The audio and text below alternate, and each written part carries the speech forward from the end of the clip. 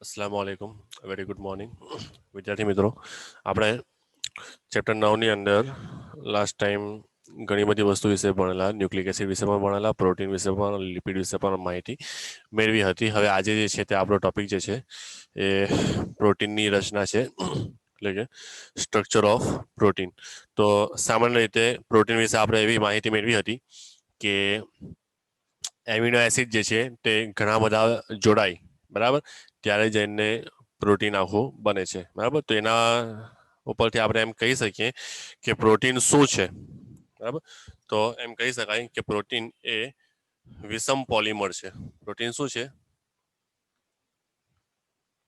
વિષમ પોલિમર છે ઓકે અને એ વિષમ પોલિમર મતલબ આ શેનું બનેલું હોય છે એમિનો એટલે કે એમિનો એસિડની શૃંખલાઓથી બને છે બરાબર એમિનો એસિડની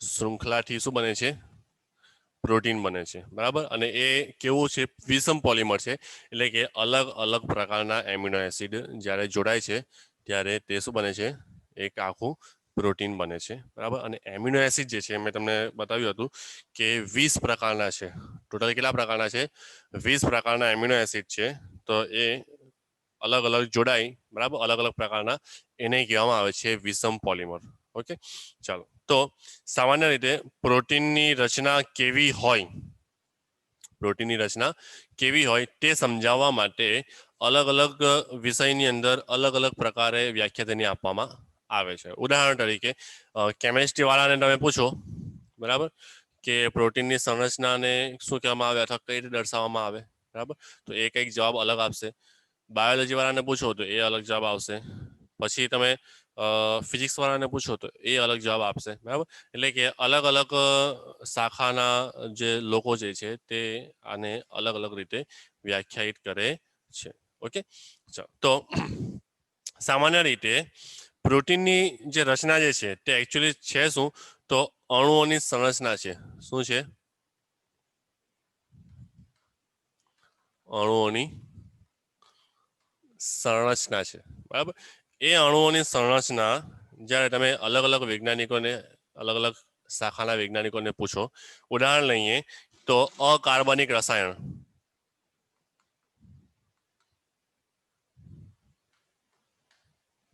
અકાર્બનિક રસાયણ શાસ્ત્ર વાળાને તમે પૂછો તો એ શું કહેશે કે આજે પ્રોટીનની રચના જે છે તે શું છે તો આણ્વિક સૂત્ર છે એટલે કે અણુઓની સંરચનાનો અર્થ અણુઓની સંરચનાનો અર્થ સંરચનાનો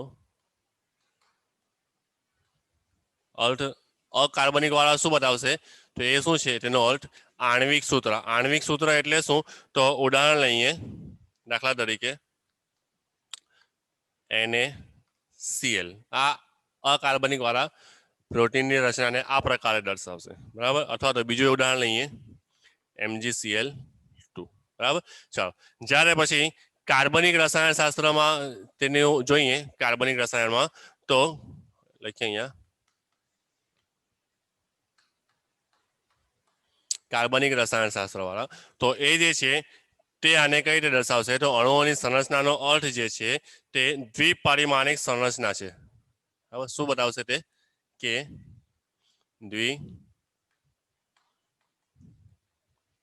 દ્વિપરિમાણિક સંરચના છે બરાબર છે ઉદાહરણ લઈએ દાખલા તરીકે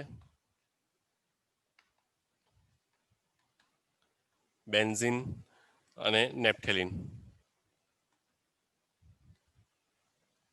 ઓકે ચાલો ત્રીજું લઈએ કોઈક ભૌતિક વિજ્ઞાન વાળાને આપણે પૂછીએ બરાબર તો એ ભૌતિક વિજ્ઞાની જે હશે તે શું કરશે તો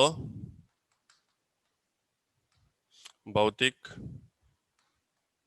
વિજ્ઞાન અથવા વૈજ્ઞાનિક તેની અંદર ત્રિપરિમાણિક સંરચના છે એમ કહેશે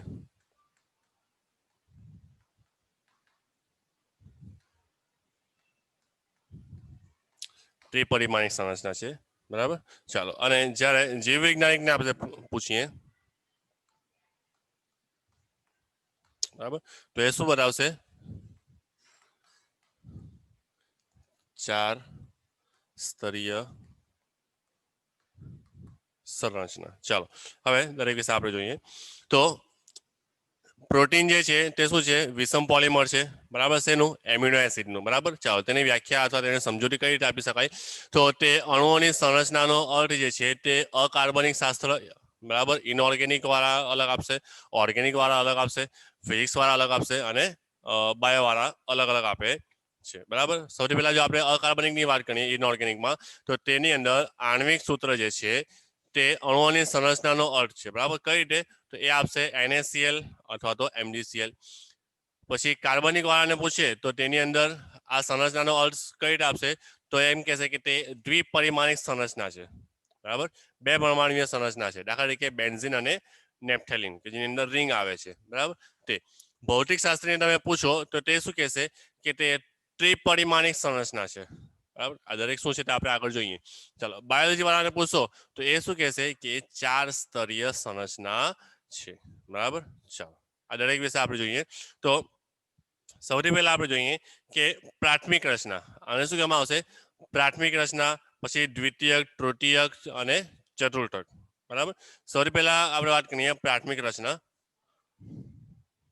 આ તમે બુકમાં પણ આપેલું છે, બરાબર, જોઈ લેજો.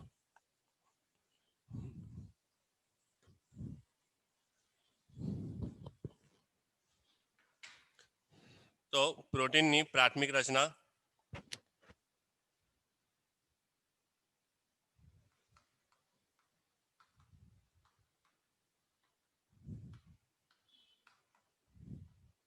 બરાબર. ચાલો, તો એ શું દર્શાવશે? કે પ્રોટીન એક રેખા સ્વરૂપે છે, બરાબર. પ્રોટીન રેખા સ્વરૂપે છે એટલે કેવું હશે? તો આ પ્રકારે આને રેખા કહેવામાં આવે. અને અહીંયા શું દર્શાવ્યા? તેના એમિનો એસિડ રહેલા છે એ દર્શાવે છે, બરાબર. આ ટપકા શું દર્શાવે છે? એમિનો એસિડ દર્શાવે છે, બરાબર. એટલે કે આ આખી પ્રોટીનની શૃંખલા છે, બરાબર, એમિનો એસિડની શૃંખલા છે કે જે આખું પ્રોટીન બને છે, અને અલગ અલગ પ્રકારના એમિનો એસિડ તેની અંદર જોડાયેલા છે, કે જેની અંદર આ જે ડાબો ભાગ છે, આ ડાબો ભાગ, અને આ જમણો ભાગ. તો આ જે ડાબો ભાગ છે, બરાબર, એને આપણે ડાબો છેડો કહીએ, અને આને જમણો છેડો કહીએ. તો એની અંદર ડાબા છેડાની ઉપર સૌથી આગળ શું આવેલો હોય છે? એમિનો સમૂહ આવેલો હોય છે, બરાબર. એટલા માટે તેને એન ટર્મિનલ તરીકે ઓળખવામાં આવે. શેના વડે ઓળખવામાં આવે? એન ટર્મિનલ અથવા તો એમિનો ટર્મિનલ તરીકે પણ ઓળખવામાં આવે છે. અને જમણો છેડો, જે છેલ્લો, જે લાસ્ટ, આમાં સૌથી પહેલું જે એમિનો એસિડ હશે તેમાં એમિનો સમૂહ આગળ હશે, અને સૌથી લાસ્ટ વાળું જે એમિનો એસિડ હશે, બરાબર, તેની અંદર કાર્બોક્સિલ સમૂહ હશે સૌથી લાસ્ટમાં, બરાબર, સૌથી છેલ્લે. એટલા માટે તેને શું કહેવામાં આવે છે?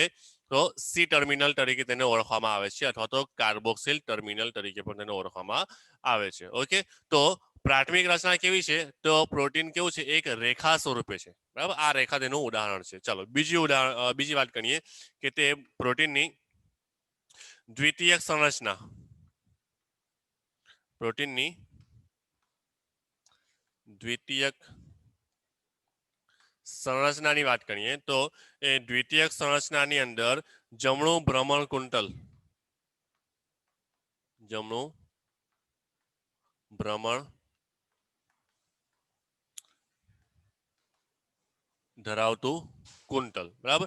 જમણું ભ્રમણ ધરાવતું કુંતલ એટલે શું? તો ભ્રમણનો મતલબ તમે સમજી ગયા હશો કે ગોળ ગોળ. ભ્રમણનો મતલબ શું થાય? રાઉન્ડ ની અંદર કહેવાય, બરાબર. તમને બુકની અંદર આ આકૃતિ આપી છે, તો એ આ પ્રકારે હશે. આ જમણી તરફ, જો જમણું ભ્રમણ એટલે આ તરફ ભ્રમણ કરે છે, બરાબર. એને કહેવામાં આવે છે જમણું ભ્રમણ. જો જમણી તરફ જાય છે, બરાબર, એટલે કે અહીંથી શરૂઆત થઈને જમણી તરફ તે આગળ વધે છે, એને કહેવામાં આવે છે જમણું ભ્રમણ કુંતલ, બરાબર. એની અંદર પણ આ કયો છેડો છે? એન ટર્મિનલ, આ સી ટર્મિનલ, અને એની ઉપર અહીંયા આ શું જોડાયેલા છે? અલગ અલગ એમિનો એસિડ જોડાયેલા હોય છે, બરાબર.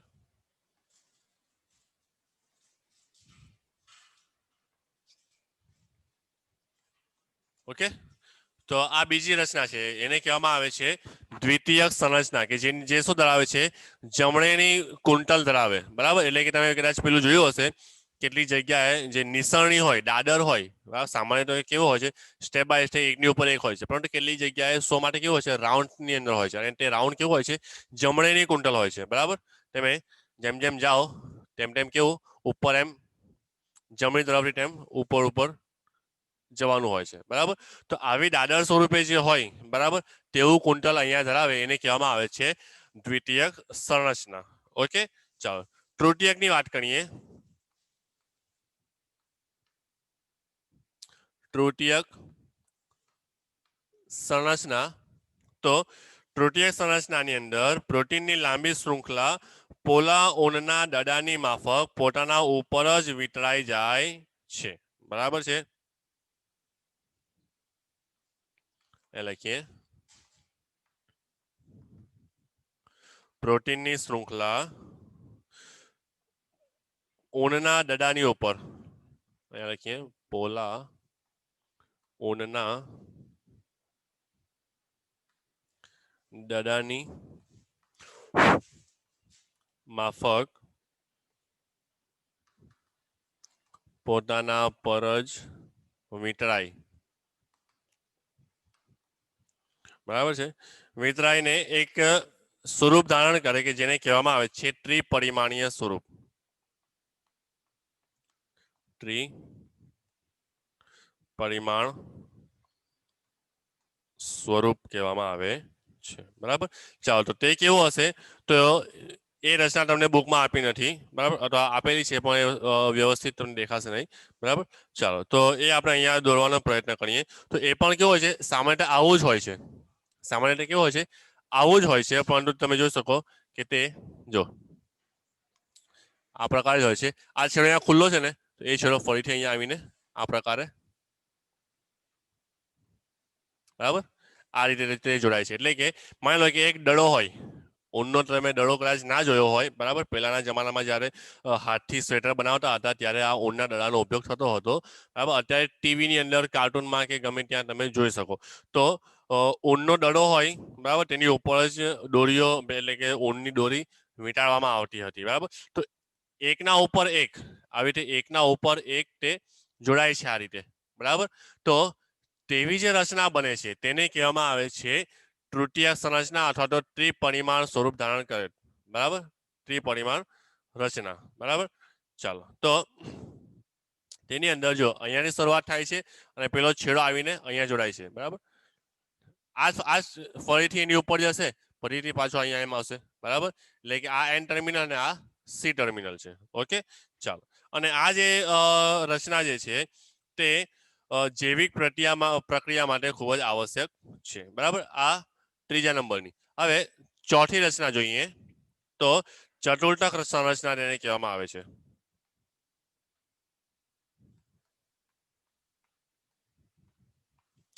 ચતુર્થક સંરચના. ઓકે, ચાલો. તો તેની અંદર એકથી વધારે પોલીપેપ્ટાઇડ જોડાયેલા હોય છે, એકથી વધુ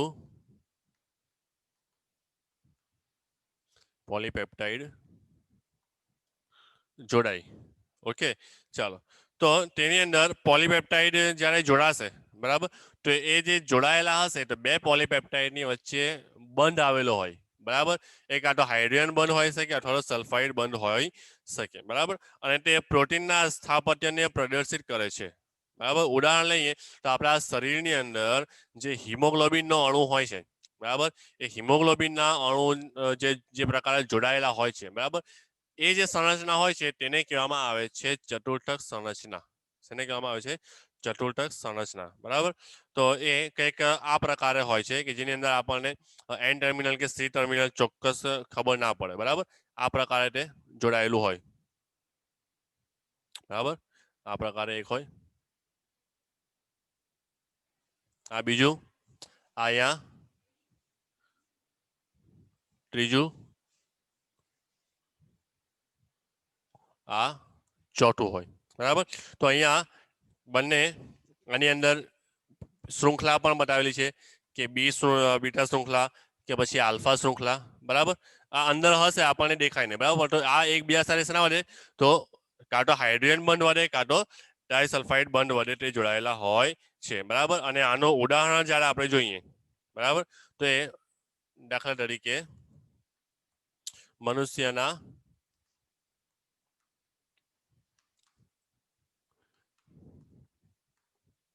હિમોગ્લોબિનની અંદર જે પ્રકારની રચના હોય છે તે આ પ્રકારની રચના આપણને દેખાય છે, બરાબર. તો આ છે પ્રોટીનની સંરચના, બરાબર. તો પ્રોટીનની સંરચનામાં ફરીથી આપણે આખું જોઈ લઈએ તો પ્રોટીન શું છે, તો એક પ્રકારે વિષમ પોલિમર છે. શેનું વિષમ પોલિમર છે, તો એમિનો એસિડનું. એટલે કે 20 પ્રકારના જે એમિનો એસિડ છે તેની અંદરથી અલગ અલગ પ્રકારના એમિનો એસિડ એકબીજા સાથે ચેઇન બનાવે, જોડાય છે, બરાબર. અને જે રચના બનાવે તેને પ્રોટીન કહેવામાં આવે છે. અને એની વ્યાખ્યા જે છે તે અલગ અલગ ફિલ્ડના લોકો અલગ અલગ પ્રકારે આપે છે, બરાબર. અકાર્બનિકની અંદર તે આણ્વિક સૂત્ર વડે આપશે, એટલે કે NaCl અથવા MgCl વડે. પછી કાર્બનિકની અંદર તે દ્વિપરિમાણિક સંરચના હોય છે. ભૌતિકની અંદર તે ત્રિપરિમાણિક સંરચના હોય છે. અને જીવ વિજ્ઞાનની અંદર તે કેવી હોય છે, 4 સ્તરીય સંરચના હોય છે. એની અંદરથી આપણે પ્રાથમિકની વાત કરીએ તો પ્રાથમિકમાં શું હશે, પ્રોટીન એક રેખા સ્વરૂપે હશે કે જેની અંદર સામાન્ય રીતે આ જ પ્રકારે આપણને સમજાવવામાં આવે છે કે એક એમિનો એસિડ બીજો ત્રીજો આ રીતે એમિનો એસિડ જોડાતા જાય છે અને શું બને છે, આખી શૃંખલા બને છે કે જેને પ્રોટીન કહેવામાં આવે છે. દ્વિતીય સંરચનાની અંદર કેવું હોય, તો જમણું ભ્રમણ ધરાવતું કુંટલ, બરાબર. એટલે કે જમણી તરફનું કુંટલ ધરાવતું હોય છે, બરાબર. કે જેમાં એક છેડો એમિનો સમૂહ હોય છે અને છેલ્લો જે છેડો હશે તેની અંદર સૌથી છેલ્લે કાર્બોક્સિલ સમૂહ હોય છે, એટલે કે સી ટર્મિનલ તેને કહેવામાં આવે. તૃતીયકની વાત કરીએ તો તે પોલા ઊનના દડાની માફક જે દોરીઓ વીંટળાયેલી હોય છે તેવી રીતે પ્રોટીન જે છે તે એકબીજાની ઉપર વીંટળાયેલું હોય છે. આ પ્રકારે તમે અહીંયા જોઈ શકો, બરાબર. ચાલો, તેને ત્રિપરિમાણ સ્વરૂપ પણ કહેવામાં આવે છે. ચતુર્થક સંરચનાની જ્યારે વાત કરતા હોઈએ ત્યારે તે એકથી વધુ પોલીપેપ્ટાઇડથી જોડાયેલા હોય છે, બરાબર. કારણ કે હાઇડ્રોજન બંધ વડે જોડાયેલા હોય કાં તો ડાયસલ્ફાઇડ બંધ વડે જોડાયેલા હોય છે. અને આ પ્રકારે કંઈક તેની સંરચના દેખાય છે, બરાબર. એને કહેવામાં આવે છે, આખી આ જે ટોપિક જે છે તેને પ્રોટીનની રચના કહેવામાં આવે છે. ઘણી વખતે 3 માર્ક્સની અંદર તે પૂછાય છે. ઓકે, તો આજનો આટલો આપણો ટોપિક હતો. આવતીકાલે આપણે નવો ટોપિક લઈશું. ઓકે, ચાલો.